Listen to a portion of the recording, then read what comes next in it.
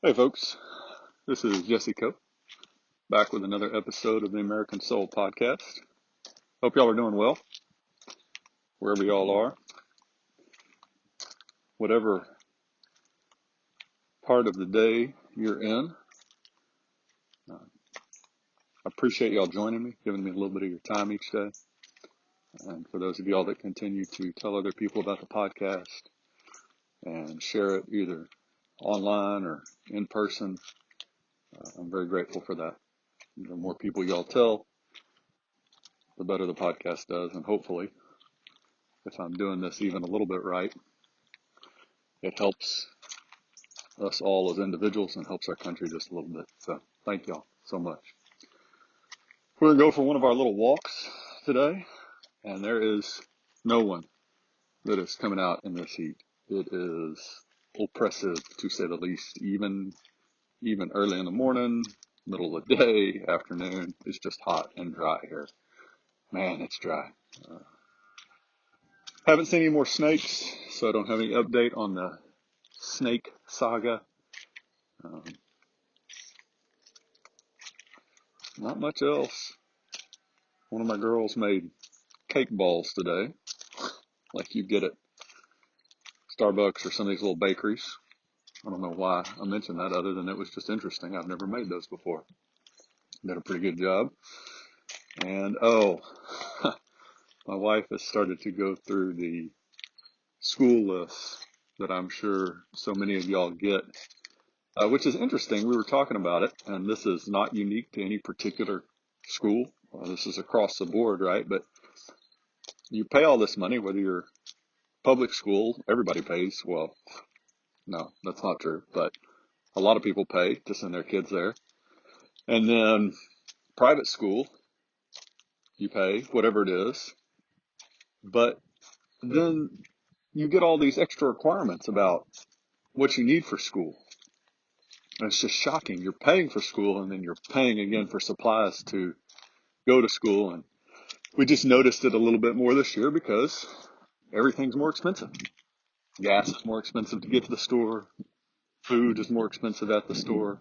School supplies are more expensive just across the board. And so that's my little tidbit for the day. All right, we'll get going. We are going to go back to the Jonathan Mayhew sermon from 1750. And we're going to talk about it from a couple different angles, three to be precise. And so we'll just get into it. The first thing, and this is from the first couple pages of his sermon, is the duty of all Christians to inform themselves. What does he mean by that? Well, let me find him. And this sermon was titled Concerning Unlimited Submission and Non-Resistance to the Higher Powers. And I'll get into that a little bit more in the second point. It is evident, and this is from Romans chapter 8, verses 1 through 8. That's what he based this sermon on. It is evident that the affair of civil government may properly fall under a moral and religious consideration, at least so far forth as it relates to the general nature and end of magistracy, and to the grounds and extent of that submission which persons of a private character ought to yield to those who are vested with authority. This must be allowed by all who acknowledge the divine original of Christianity. For although there be a sense, and a very plain and important sense, in which Christ's kingdom is not of this world, his inspired apostles have, nevertheless, laid down some general principles concerning the office of civil rulers and the duty of subjects, together with reason and obligation of that duty.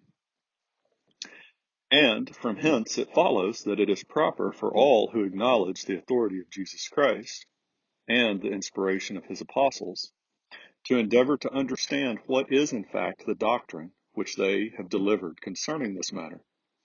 It is the duty of Christian magistrates to inform themselves what it is which their religion teaches concerning the nature and design of their office. And it is equally the duty of all Christian people to inform themselves what it is which their religion teaches concerning that subjugation which they owe to higher powers.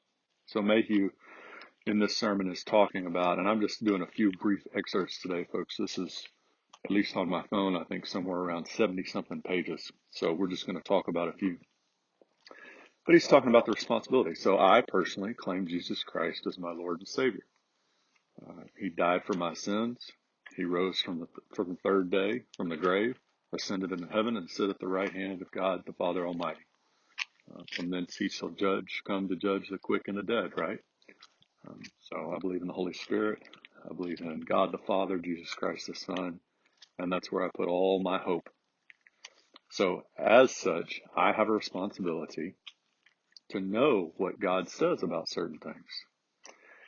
And the way we know primarily is going to His Word. And so a lot of times you hear and have heard for decades a lot of Christians say, and we talked about this recently, say, hey, we're not of this world, right? So I'm just going to let this world do what it does, and I'm going to go on about my business. Well, we're going to find out. We're going to talk about that. Is that really the right way?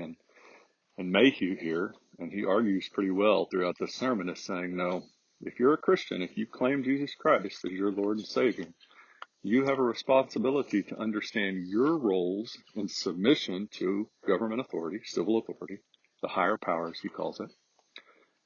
And those Christians who are leaders also have a responsibility to understand their role, the authority that God gives to them. And so we need to make sure that we put a good deal of time, folks, in understanding what our roles and responsibilities are as Christians. And I'm sorry to say that we haven't been doing a very good job of this. When we attack it, often it's from a secular point of view, if we attack it at all. And then we look at the amount of time we give to, and I keep harping on this, folks, because it's vastly important. How much time do we give to our phones? How much time do we give to Netflix, to Hulu, to Amazon Prime, to shopping, to athletic events for our children, right? How much time do we give to all these things versus how much time do we give to God and understanding the roles and responsibilities that He's laid out for us? And we always talk about this because it's so important to our nation, marriages. How much time are we spending? And the idea that you don't have time is just a lie. It's a lie we tell ourselves. Oh, I'm so busy. No, you're not. We're not. I'm not. We just want to do what we want to do, but then we want everything to magically work out on its own, and it doesn't. It doesn't. And I will say this, if we really, really, and there's very few that this is true of, but if we really don't have the time, then probably ought to make some changes in our life. So I'm going to pull another excerpt from the 100 Bible Verses That Made America. I've used this recently, talked to you all about it. It's a pretty good book, Morgan. I don't use it that often, although I have used it, as I said, a couple times recently. But read a little excerpt. This is about the Mayhew sermon. Gives you a little background on it. On January 30th, 1750, Mayhew stood in the pulpit of Boston's Old West Church and preached on the occasion of the 101st anniversary of the execution of King Charles I.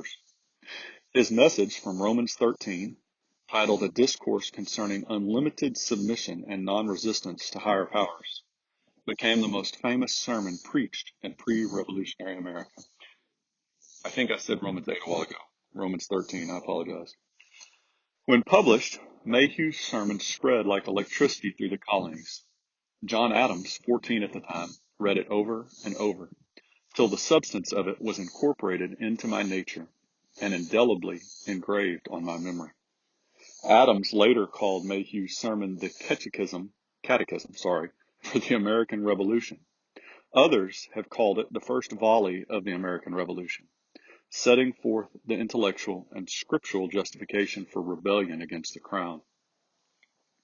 In his sermon, Mayhew avowed that Paul's command to be subject to governing authorities did not imply blanket submission to tyrants.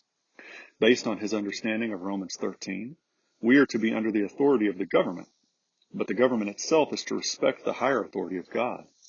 When a government exercises power apart from God's oversight, we have an obligation to resist. Mayhew put it like this. Romans 13 urges the duty of obedience from this topic of argument that civil rulers, as they are supposed to fulfill the pleasure of God, are the ordinance of God. But how is this an argument for obedience to such rulers as do not perform the pleasure of God by doing good, but the pleasure of the devil by doing evil, and such as are not, therefore, God's ministers, but the devil's? Common tyrants and public oppressors are not entitled to obedience from their subjects by virtue of anything here laid down by the inspired apostle. When once the magistrates act contrary to their office, when they rob and ruin the public instead of being guardians of its peace and welfare, they immediately cease to be the ordinance and ministers of God, and no more deserve that glorious character than common pirates and highwaymen.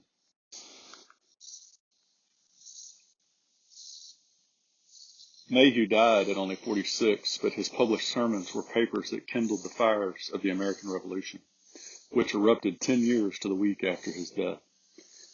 So, what are Mayhew saying here? That we have a responsibility to resist evil. We have a responsibility as Christians to resist men and women in government as a whole, when it goes against the teachings of God. That we no longer fall under this Romans 13 submission to civil authority when those leaders are going directly against God. So you look today at the left, you look at the fact that they've kicked God out of our institutions for the last 80 years plus. So they're literally kicking God out of public institution. I mean, it's hard to imagine how to go more against God than abortion, which is just reading through the Psalms recently is one of the things that got the Israelites in trouble so often, is when they offered up their own sons and daughters, slaughtered their own sons and daughters. Well, that's exactly what we've been doing for the last 50 plus years. You talk about LGBTQ relationships, right? You talk about feminism and the twisting of roles and responsibilities for men and women. All of these things go directly against God's commands that are blatantly obvious in the New Testament if we read it and if we, actually spend some time in it. And so Mayhew is saying here, again, this 1750, he's saying, look, we have no responsibility to obey the authority of a government that goes against God. In fact, we have a responsibility to go against that, to resist it. So the last point here is why. What happens if we don't resist this tyranny? And we're going to go back to the preface of Mayhew's sermon here. A spirit of domination is always to be guarded against, both in church and state, even in times of the greatest security, such as the present is among us, at least as to the latter. Those nations who are now groaning under the iron scepter of tyranny were once free, so they might, probably, have remained by a seasonable caution against despotic measures. Civil tyranny is usually small in its beginning, like the drop of a bucket, till at length, like a mighty torrent or the raging waves of the sea, it bears down all before it, and deluges whole countries and empires. Thus it is as to ecclesiastical tyranny also, the most cruel, intolerable, and impious of any. From small beginnings, it exalts itself above all that is called God and that is worshipped. People have no security against being unmercifully priest-ridden, but by keeping all imperious bishops and other clergymen who love to lord it over God's heritage from getting their foot into the stirrup at all. So he's saying there is a huge point a lot of these countries we see around the world, folks, they had, at some point in their history, they had the opportunity to be free, and they lost it. And there's a quote by Adams or Franklin, I think, that said, freedom or liberty once lost is lost forever.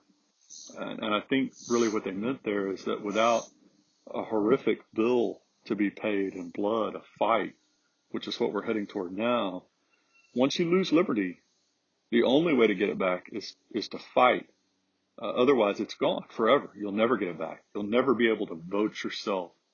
And I think that's the mistake a lot of us have fallen into over the last few decades. And I think for a large part, we still are. We think that we can go to the ballot box and vote ourselves out of this. And we haven't done it up till now. So why would we suddenly start to do it? We might, but that seems kind of strange. And then B, even if we are waking up, which is hopeful, and maybe we are, even if we go to the ballot box, is it going to turn around? Do we have enough anymore? Right? So just a couple of thoughts. Go back to Mayhew's sermon. Tyranny brings ignorance and brutality along with it. It degrades men from their just rank into the class of brutes. It damps their spirits. It suppresses arts. It extinguishes every spark of noble ardor and generosity in the breasts of those who are enslaved by it. It makes naturally strong and great minds feeble and little, and triumphs over the ruins of virtue and humanity. This is true of tyranny in every shape. There can be nothing great and good where its influence reaches, for which reason it becomes every friend to truth and humankind, every lover of God and the Christian religion, to bear a part in opposing this hateful monster. It was a desire to contribute a mite towards carrying on a war against this common enemy that produced the following discourse. And if it serve in any measure to keep up a spirit of civil and religious liberty among us, my end is answered. There are virtuous and candid men in all sects. All such are to be esteemed. There are also vicious men and bigots in all sects, and all such ought to be despised. He ends with a part of a poem by Pope, Alexander Pope, who was a British poet, I believe, if I've got that right. To virtue only and her friends, a friend, the world beside may murmur or commend. Know all the distant din that world can keep rolls over my grotto, but soothes my sleep. So back to the last couple lines. These lines have struck me for quite a while on this podcast because I feel this way. He said it's a desire just to contribute a mite towards carrying on a war against this common enemy, tyranny, that produced the following discourse. And that's why I do this podcast, folks.